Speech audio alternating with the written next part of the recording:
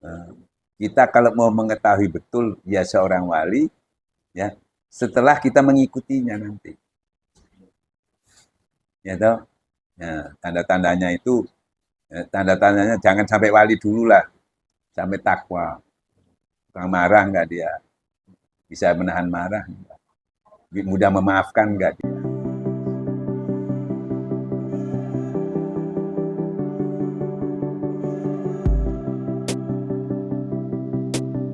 Dan kalau wali terus pasti tahu wali. Nah, cuma kita diberi tanda-tandanya, ya Pak ya. Nah, justru itu eh, kita kalau mau mengetahui betul dia seorang wali, ya setelah kita mengikutinya nanti, ya toh. Nah, tanda-tandanya itu, tanda-tandanya jangan sampai wali dulu lah, sampai takwa.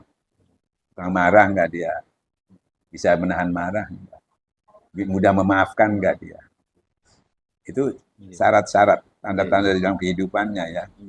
Nah, marah itu ada dua, ada marah itu penegasan aja bukan marah. Ada marah memang sengaja marah kepada orang itu. Kalau orang marah dengan penegasan itu ingin memperbaiki orang itu. Kalau marah biasa itu ingin mengatakan wai wong ciloko. Gimana? Jadi itu harus dikaji lagi. Jadi tidak bisa kita tebak-tebak, nggak bisa. Makanya kita menilai orang itu tidak mungkin bisa sempurna. Bahkan kalau kamu sudah berkultus sama wali-wali itu sampai sempurna, walinya nanti diselewengkan sedikit supaya kan lo kok ini berarti, jadi supaya sampai tidak sampai mengkultuskan, dilihatkan kelemahannya. Dan kadang-kadang nabi yang wali yang tahu persis itu juga sengaja melihatkan kelemahannya supaya nggak dipakai orang seutuhnya, supaya tidak digantungkan nanti salah kan gitu ya, orang itu kasihan. Ya, dia berusaha begitu Pak. Nah, seperti salah satu seseorang juga, ada raja, kadang-kadang orang bilang itu kan sering mau dimanfaatkan sama orang, ada kepentingan. Jadi dia didatangi raja, wah saya ini didatangi raja, nanti saya pasti dia tahu kelebihan saya mesti mau diambil. Secara syariat saya nggak bisa menolak nanti. Ya, waktu datang rajanya dia makan, makan. Warung langsung, lu kali kok mangan ini. Aduh, sengaja dia menutupi diri.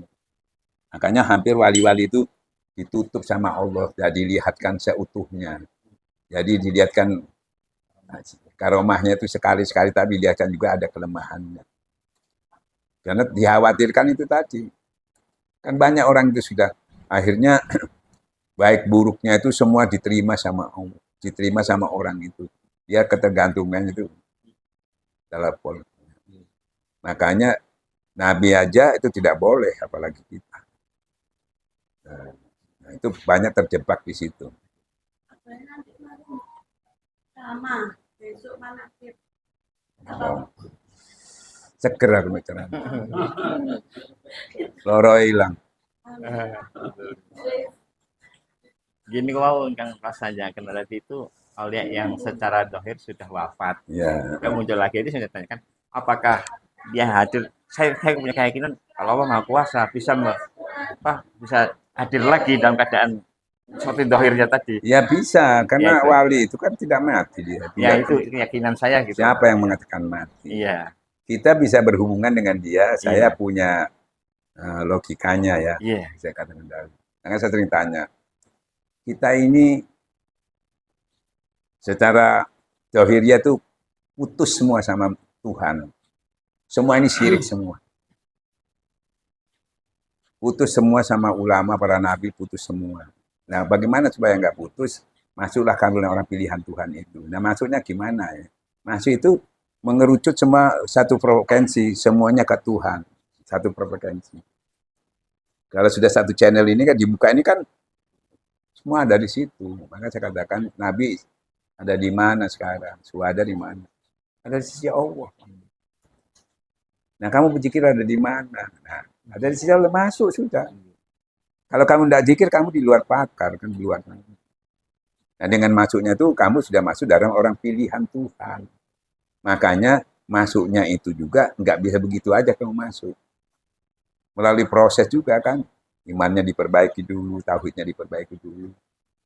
Nah, baru kamu dituntun oleh guru mursyid yang punya tugas membawa usul ke Tuhan. Saya kenalkan Tuhan, turun dulu.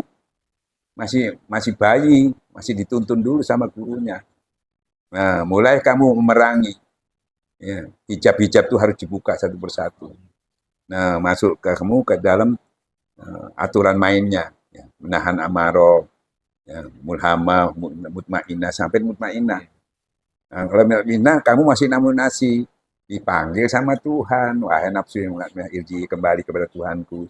Di situ ada nabi, ada sudah solihin menunggu kamu. Masuklah kamu ke situ. Nah, sudah masuk itu, berarti kamu meneruskan, mewarisi tugas. Nah, dia kasih pangkat radhiyallahu anhu. Kamu turun. Ya toh?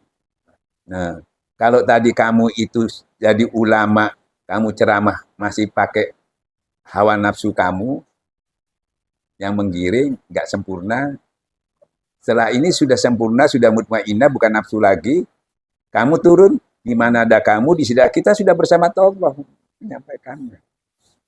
Kalau sebelumnya kita dekat sama Allah, kamu dengan nafsu. Makanya ulama-ulama yang tidak bertorekat itu mudah sekali jatuh.